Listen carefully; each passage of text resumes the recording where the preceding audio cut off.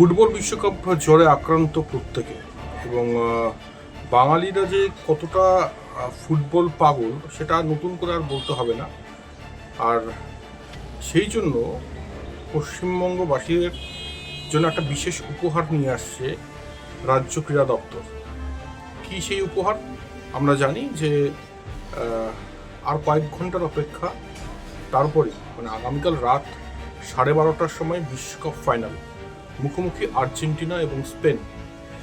এই ম্যাচ যাতে সবাই দেখতে পারে এবং সবাই একসঙ্গে দেখতে পারে, সেটার জন্য কিন্তু বিশেষ ব্যবস্থা নিচ্ছে রাজ্যের যুব এবং ক্রীড়া দপ্তর।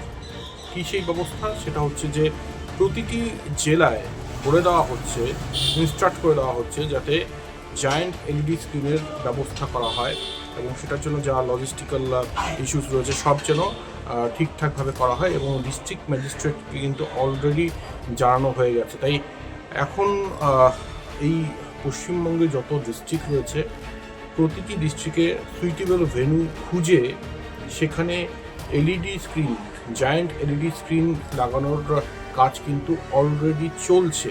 তাই এই ফুটবল বিশ্বকাপ একা দেখতে হবে না, সবাই মিলে দেখবেন।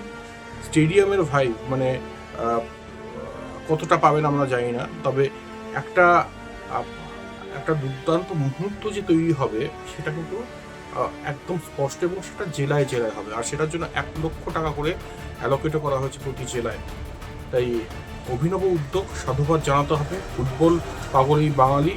এবং ফুটবল বিশ্বকাপ ফাইনালের থেকে বড় মঞ্চ তো আর হতে পারে না।